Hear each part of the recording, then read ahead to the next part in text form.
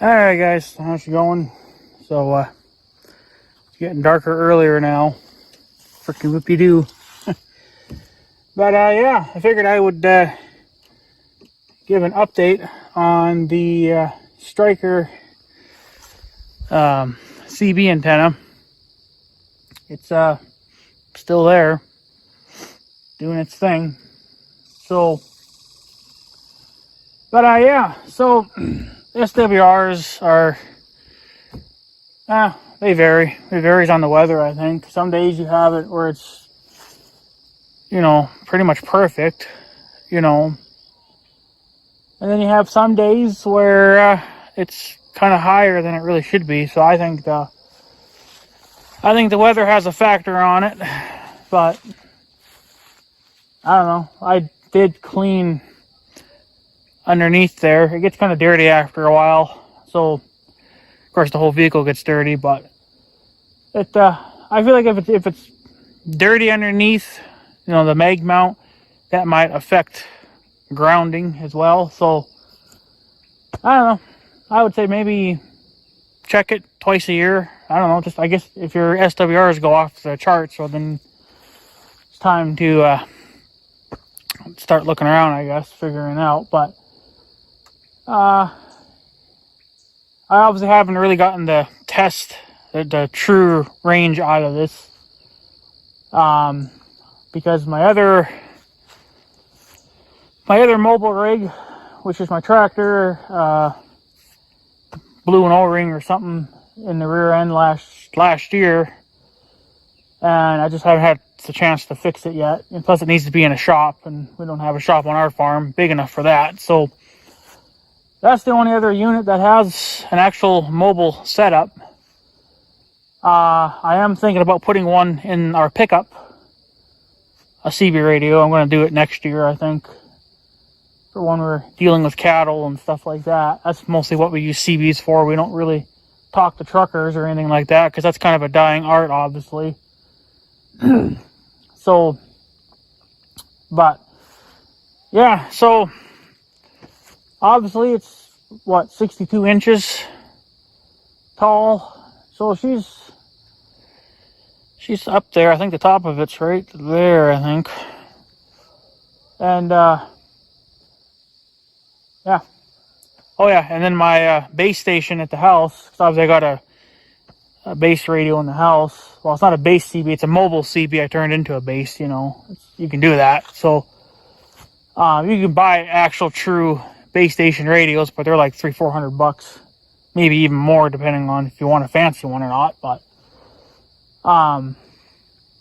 my base station antenna, my first one, crapped out, and I just put my 102-inch whip back up there, but it's not doing what it needs to be doing. So I'm unfortunately going to have to probably, my true base station antenna that I had, it lasted maybe 5-6 years, I don't know, maybe a little longer than that, but that blew out a couple years ago, and that was a Workman B100. It's just like a little 39-inch or whatever the hell it is, base antenna. It's good enough for my needs, so I think I'm just going to order another one of those and put it back up there. And then we'll do a comparison, because yes, I know a lot of you guys are going to bitch and complain. Well, why aren't you getting a Antron 99, which are truly the best base antennas you can buy? Well, they're a lot of money. And when I do finally get one, I want to have a brand new roof put on my house, and then I'll buy one, and then I'm going to do I'm going to put guide wires up, or whatever you want to call them, just so the wind can't pull it over. Right now it could do it, so just get something kind of cheapy for now, and then once I get the roof figured out, then we'll upgrade. But for now, I think the little 39-inch or whatever the hell it was, it'll be fine. But then we could probably just maybe get a better idea what this will actually do for me. But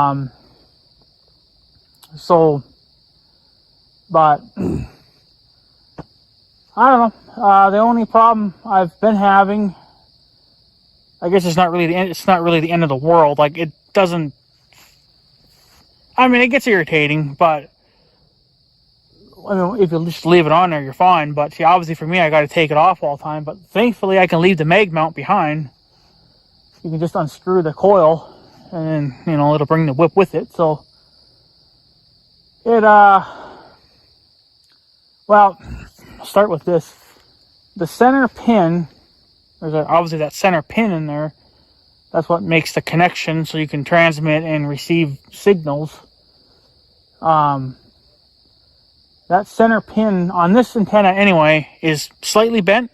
Didn't notice it out of the, when it was new. So I don't know if I got it that way or if just, I don't know, with time. But I mean, it's only been up for a few months. So I really shouldn't have, should be having those kind of problems. But I don't know, the center pin is slightly bent. So it's actually hard to screw the coil back on to the mag mount. It can fight you. The only thing that I kind of figured out as a trick to help is,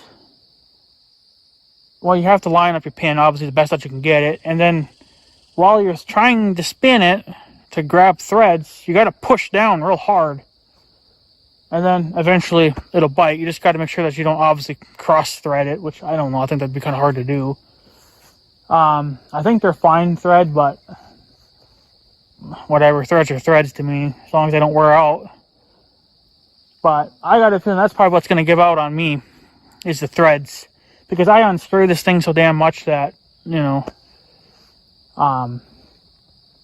just feel like eventually it's going to wear out. So, but, I mean, overall, it's a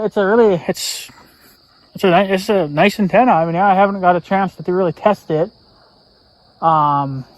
I mean, I have talked on it a little bit, but the problem is that to talk to the base radio, as of right now, it only works about 2 blocks away. I can't hear her, and she can't hear me, so I don't know. You'd think that she'd be able to hear me. All things considered, you think I'd be punching out pretty good with that. So I don't know, maybe it's the 102-inch whip that just, I don't know, maybe there's something wrong with it internally and it's not picking up signals all that great. But it's nice for skip. Like, if you're just going to listen to skip, it's fine. But I don't get a lot of skip. Every few days I'll see some skip here and there. But the weather's got to be just perfect for it, obviously. But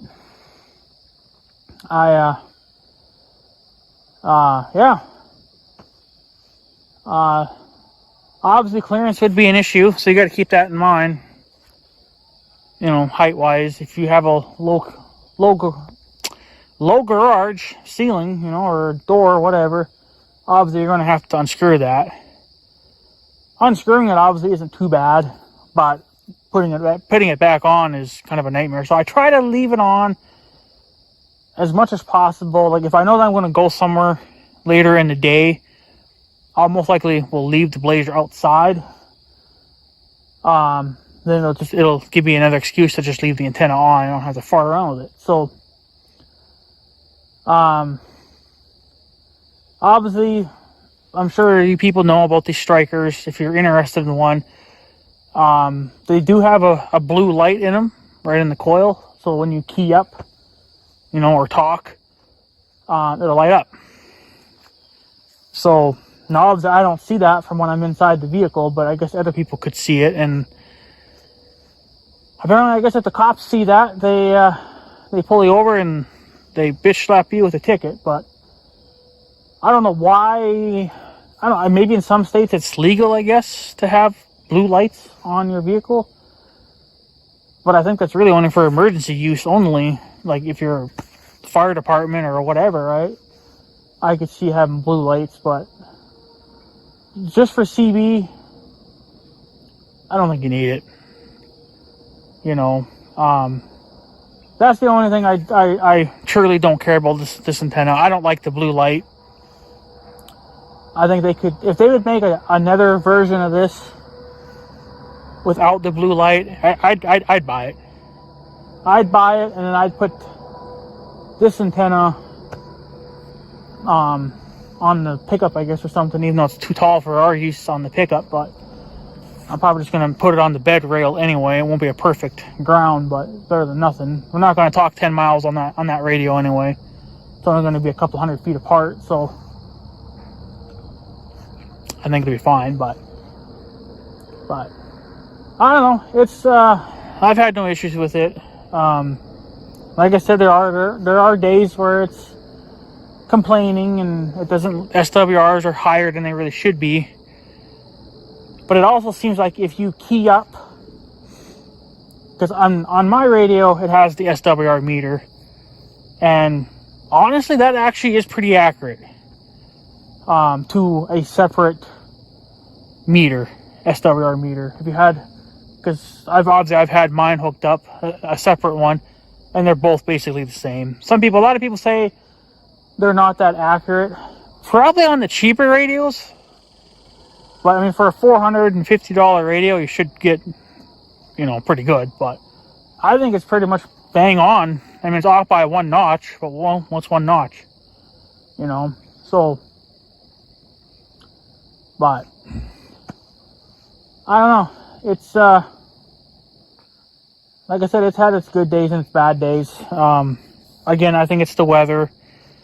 Sometimes it'll be up in the 2, but then, like I said, if you key up and you watch the SWRs, at least on that meter anyway, that's the one that's built into the CB, you can watch it start to go down. It'll spike real high, like 2, maybe 2.5, but it only does it for like a split second, and then it'll fade off. And then there's days where it'll stay up in that, for quite a while. So I don't know if it's just the weather or what the deal is. I haven't really figured it out, but I don't think you really can. You just got to pray, I guess, the day that you plan on using the radio, that you're having a good day with it. So I know there's been some people, it's been at least 1 or 2 comments, that what I did was, I guess, stupid, and I should have, I'm getting chewed up by mosquitoes, I should have did a roof-mounted version of that. I guess, like, you would obviously drill a hole through the roof, and then you would sandwich a fitting on there, so you wouldn't have the mag mount. Well, there's a reason to why I didn't do that permanent setup. First of all, if this was GMRS or ham radios, chances are I would never ever take that radio out again, because obviously there's a lot of range and stuff with those, and they're just better. This is really, it's like a temporary setup, but yet it can be used long term. There's nothing wrong with mag mounts. Okay, there's nothing wrong with them. They work perfectly fine. I'm not doing a hard mount. I probably would have done a hard mount if I would already had the hole in the roof. Which is surprising that this Blazer didn't have a hole in the roof, because this was a cop car at one time.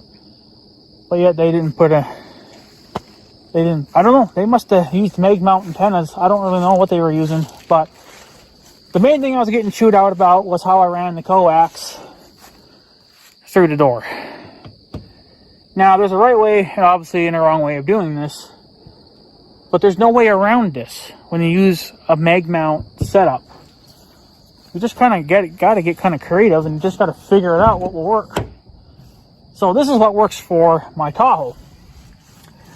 Now, this is one of, I can't even see it, I guess, but that's the main pinch point, and I'm not sure I'm going to see this, but I'm going to look at it quick here since I'm here.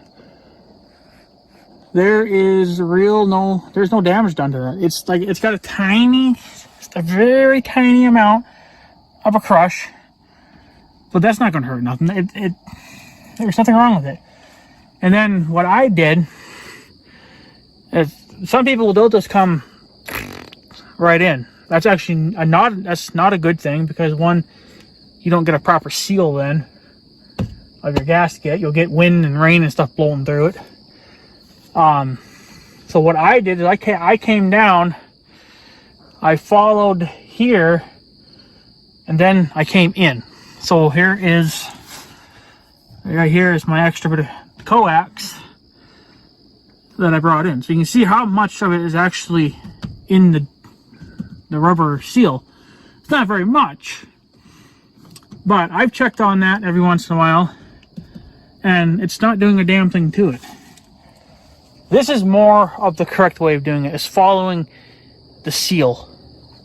And then trying to find one guy said on YouTube, because he did this exact same thing, but he was able to come all the way down and then come out the bottom. He would notch the rubber thing at the bottom. He would notch it out a little, cut a little section out, just enough for the cable, and then that would make it all waterproof and you'd be fine.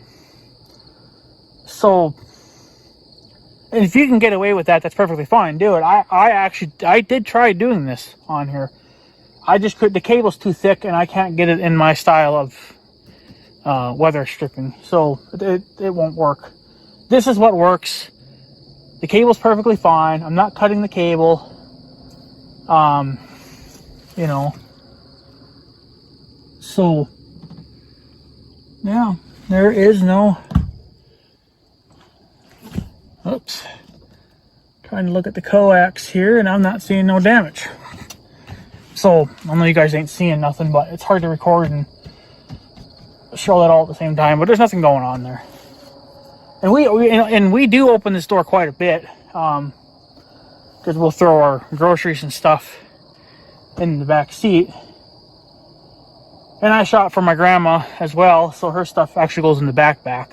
So that's how we keep our stuff separate. But so yeah, we open this door all the time, and been doing that since I installed it, and not a damn problem. You just got to know how to route these things properly to minimize damage to the coax. Now, it's going to suck obviously when, you know, oh yeah, and check this out. I'm moving the coax a little bit. It ain't super tight, but it's not super loose either. It's like it's hugging it, but it's not pinched. That's another way you can tell. If you can't move it, if you can't slide it up and down, it's pinched. Honestly, to me, I think that is the best thing to do right there. If you can slide your cable a little bit, it ain't getting pinched. So, I understand some people probably, I mean, there's just some people that just don't care. They're not going to care. They're just going to whip it in there and be done with it. Fine, do what you want to do. It's your CB setup, but if you're looking for a long-term use, I would find a good way of routing it so you would never really damage the cable. So, a reason to why I did a mag mount versus a roof-mounted antenna is because, in all reality, I can take this CB out in just maybe an hour, if even that. I don't know. This I guess depends on how creative you are with wiring. Take it out, and I could shove it in another vehicle. So yeah, I mean, there's nothing wrong with it. I mean, the only thing I don't like, and I have thought about this, I still haven't decided what CV antenna I'm going to go with for the pickup. It's not going to be this. It's not going to be a $500 setup. Probably like $150 setup. So I don't need anything fancy. I'm actually, for the CB radio, I already figured it out. I think I want the Cobra, I think it's a Cobra 19 Mini. That's what's going to go in the pickup for an antenna. I haven't decided that yet, because there's a few different options, obviously. But,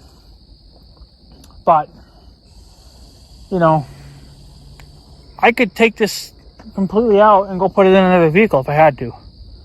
Whereas if you did a roof-mounted antenna, or something a little bit more permanent, you're not really going to get away with that unless your vehicle happens to have that, stud in the roof. Now you could do that. You could put the stud in and run your coax and just, bury it and leave it. And then when you do need to put the radio in it, then it's there. But I didn't do that. And then you'd have to pull the frickin' headliner down. I'm not doing that. This is not a permanent setup. It's not. It's going to be running like one. It's going to be staying on this Tahoe until something fails. Either the antenna fails, the radio fails, or the blazer just burns down or something stupid like that. But it's going to stay on this blazer. The only thing that I probably would change... well, let's go back here a little bit. If the Stryker antenna fails, for whatever reasons, if it fails or if I destroy it, whatever, I am most likely not going back to another Stryker. Even though you're getting a hell of a good deal on these antennas compared to like a Wilson 1000 and the 5000. They're more money and they don't actually perform as good as this. You get, I think, 7 to 10 miles out of this setup. Whereas the Wilson 5000, it's like 2 or 3 miles less. I mean, what's a big deal, right? But for me, it's a big deal. I need every mile that I can get. So that's why I decided to go with the Stryker. And plus, the Stryker was actually cheaper. It was actually cheaper. And it's still a pretty good quality antenna. I think it'll last many years. But I don't know. So, but the thing is, come to find out, K40, which is obviously another brand of an antenna, they have a much simpler design. A little more uglier, not quite as manly looking, I guess. I don't know. I don't really care about looks. I care more about performance and, you know, the life of the antenna. That's all that matters to me. But K40 had, where if you wanted to take the antenna off the mount, you could push down and twist and it would pop off. This is threaded on. Now, if I would have gotten a K40, now unfortunately the K40s are less miles, there's less range there, and it is a little bit of a shorter antenna. I think it's like 58 inches, where this is 62. Ooh, big deal. You're only losing, what, probably 3 inches or something, but, you know, again, it matters if you're looking for range, but that quick release design, I think, would have been a lot nicer up here. I just think overall it would have been a lot nicer. That's probably what I should get on the pickup, but we don't really need a quick release. I mean, I guess we kind of do in a way, but we don't. So, but yeah, if you're looking for, I still recommend the Stryker. I do. I think it's a good quality antenna. I think it's well built.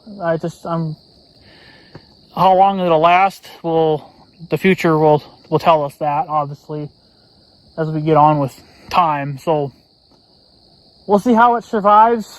You know, a winter. I don't think this antenna's been through winter yet. I know this one has, the scanner antenna on the fender there. That one's gone through one winter already, about to hit its second. But yeah, I got a mosquito biting me here or something. So, but yeah, I mean, I still recommend it. I do. It's getting dark now, I know, but I still recommend it as an antenna. But if you're worried about, you know, range and stuff, that's probably the best you're going to get, unless you go with something else, like a 102-inch whip. But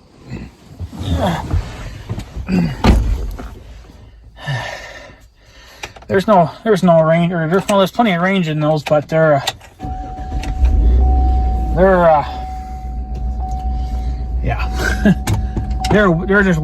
just way too damn big. You know, I'll do a CB radio update eventually here too, but this is just for the antenna for now. But yeah, it's a good antenna. I mean, obviously the only complaints I have is, one, the pin is bent, which I don't think you can straighten that, and I'm not even going to attempt it, because knowing me, I'll probably snap the pin off and then the antenna's junk, you know, and the antenna's not even a year old yet, so I can't justify doing that right now to it. So, yeah. Okay, I guess we're gonna clear that. But if you listen, no, the blazer's there.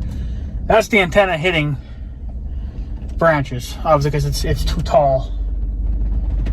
So,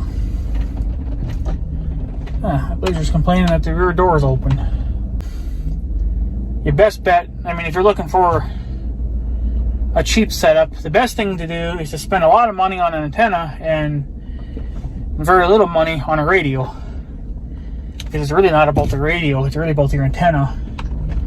So, to get a good quality antenna, you'll talk for a couple of miles, if not more, depending on your setup. So we're out here in the middle of the field. Let me get up on top of this hill here a little bit.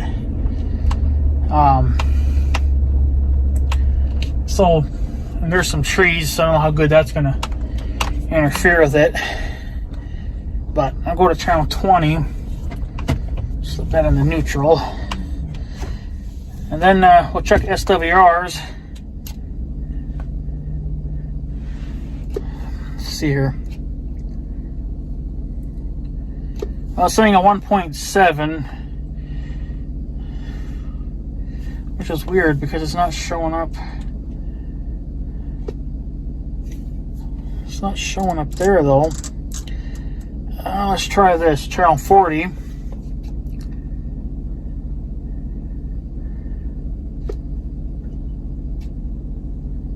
That's about 1.4, 1.5. It kind of goes back and forth. Doesn't change, of course, when you talk into it, but. And then channel 20 or channel 1 is a little high. That's a 2.4, but again, it could be the weather because I've seen it where it's down into 1.5. So I'm not really too sure. Not too sure why it's not showing up on the meter though.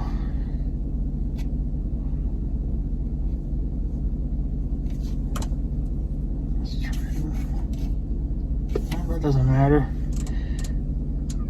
but yeah,